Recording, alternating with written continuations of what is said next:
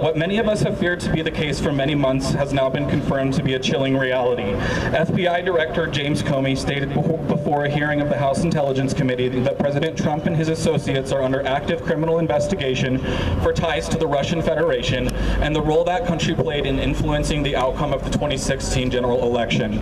Though Russia's meddling in our 2016 general election is by far the most widely covered and perhaps the most influential yet, this meddling in the democratic elections of other nations has become a hallmark of Russian foreign policy since the collapse of the Soviet Union, and it's critical that we learn to recognize these patterns and begin developing strategies to defend against and counter Russian meddling in our democratic processes.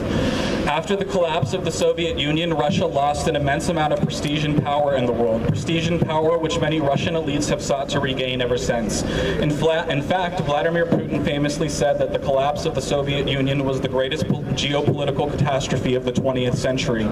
Recognizing the reality that the Soviet Union will never exist again as a political entity, Vladimir Putin and the Kremlin in general have sought other ways of expanding Russian influence and power around the world, much to the surprise of even our most astute intelligence and foreign policy officials. Russia knows full well it does not have the military capacity to defeat NATO in a conventional military conflict and can never militarily rebuild its empire.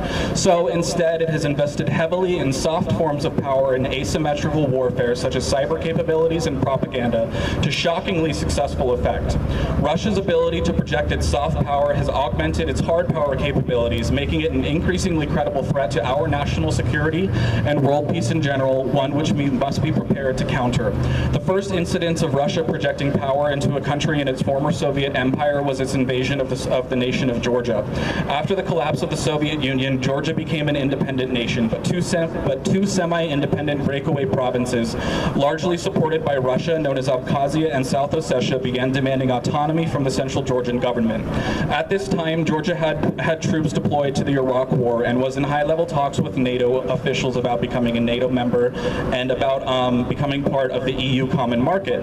Recognizing the increasingly close relationship between Georgia and the West, Russia began a media and propaganda campaign saying the people of South Ossetia and Abkhazia deserved independence from what they saw as an oppressive regime in Tbilisi. Not long after, Russia invaded Georgia, created two de facto independent nations on Georgian territory, and effectively quashed any chance of Georgia becoming a NATO member state or increasing its cooperation with the EU and the West in general. The second and much more intense example of Russian meddling in countries trying to forge their own path has been their covert invasion of Ukraine. Russia and Ukraine have a very long and complicated history shared by their common culture and language, but plagued by violent conflicts between the two peoples. Ukraine was the second largest Soviet republic in the USSR and contained much of its industrial heartland.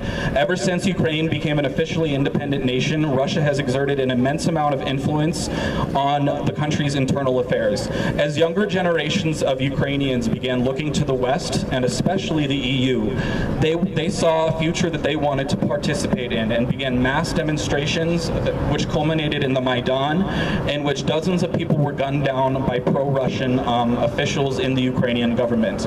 They saw the EU and the future as one with democracy, prosperity, opportunity, openness, and true freedom that the people of Ukraine had never experienced before. As high-level talks between the Ukrainian government and EU officials began about the possibility of Ukraine joining the EU or the EU common market, Russia implemented its most covert invasion of another country in its history.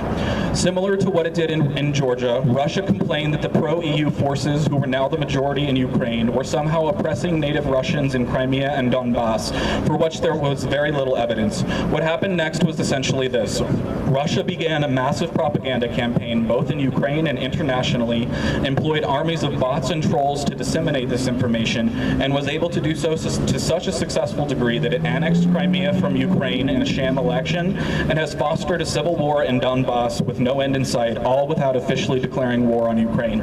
Many in the field of foreign policy saw these incidents as a rational Russian reaction to what it sees as encroachments into its traditional spheres of influence, and there is legitimacy to this claim.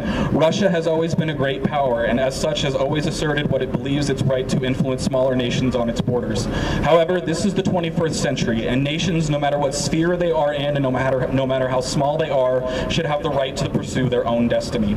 Many of those experts also thought that Russia would limit these activities to its traditional sphere of influence, but this assumption also turned out to be incorrect, as we saw in our 2016 general election.